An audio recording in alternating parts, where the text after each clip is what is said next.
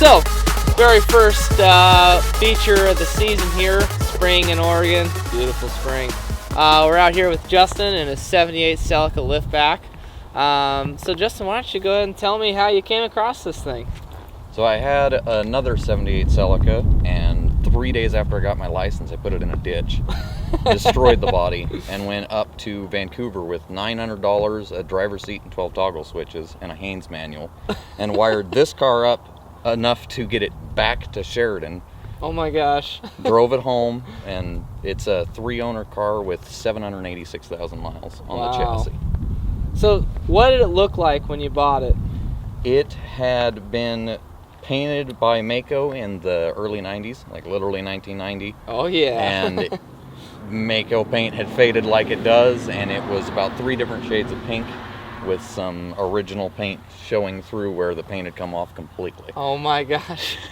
So far, what have you done to the car? Mainly the paint job, and just maintained it and brought it back to what it was once upon a time. Mm-hmm. And now have been starting to make altercations here and there. Yeah. So I love the Hachiroku inspired paint. What made you want to do it? So I fell in love with Initial D because I had an old rear-wheel drive Toyota, and I painted it initially just for that sole reason. And then after the fact, so many people gave me flack that I came up with the story that it's a fan fiction build, that it's Takami's grandfather's car for before the 8.6 and before Bunta even started street racing. This is what they were delivering Tofu on the mountain. That's awesome. Well, should we go for a ride? Sure.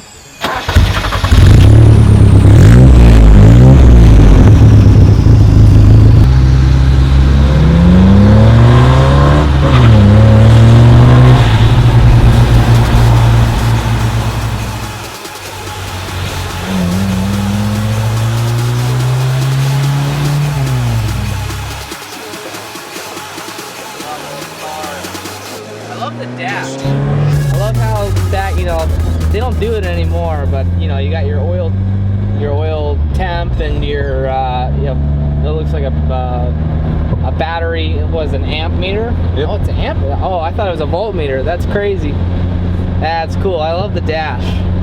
So explain to me what's going on with the switches over here.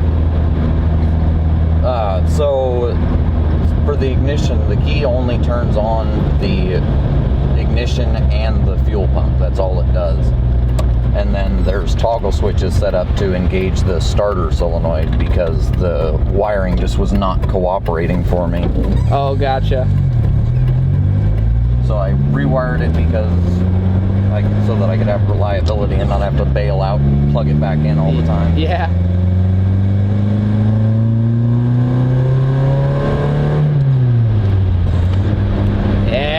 Carburetor.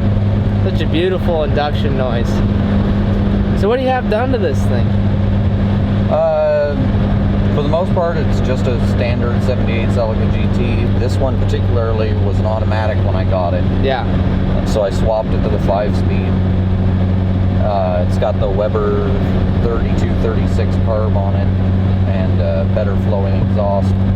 But other than that, there's not a whole lot going on with the car as far as anything super impressive. Just the bare bones for the most part. Yeah.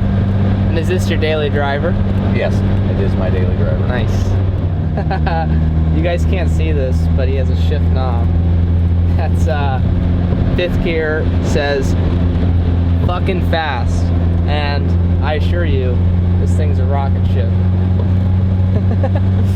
All of it's what, 120 horsepower?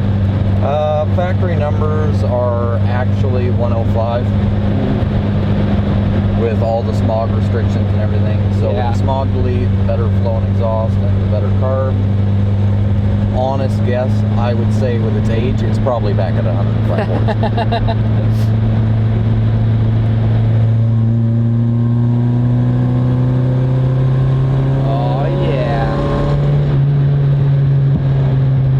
Exhaust has a nice little crackle,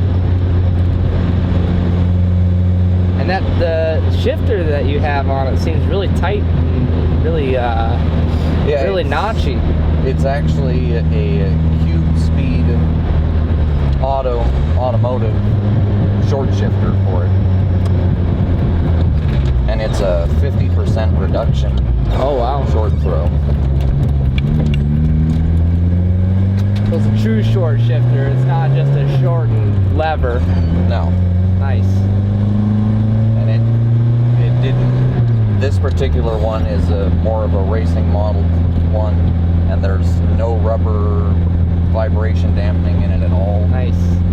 I know you can kind of hear the gear train noise coming out of the shifter. It's nice. I love gear train whine. It seems to handle pretty good for stock suspension. Yep. The only suspension upgrade it has is an adjustable pan hard bar from Techno-Toy Tuning in the rear. Oh, because these are straight axle rear. Yep. Straight axle and factory 4-link. That's right. They didn't start going to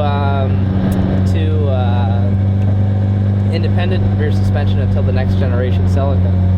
Nope. Yeah. These ones were only available with the straight axle. Yeah. But it does. That's interesting. It's got a factory 4-link. A lot of manufacturers didn't do that. Hey, it's a factory coil sprung rear end with factory 4-link. Oh, that's neat. But being 40 years old, the suspension has sagged some, Yeah. reducing its ride height. And basically, the first 3 years I had the car, I drove it around with the rear axle actually out of center from underneath Oh, the car. jeez. And I learned to drive it fast that way, and Yeah. autocross it that way. Yep. So I'm actually relearning the car now because it drives the way it's supposed to. Yeah. Because with the adjustable pan hard bar, you can actually pull the rear end back into center position with the way the suspension sits now.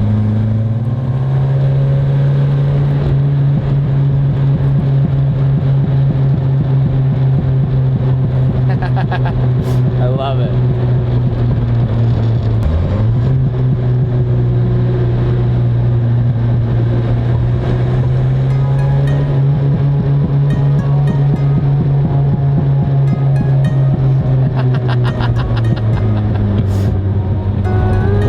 Well, thanks for the ride, man. Love the car. Yeah,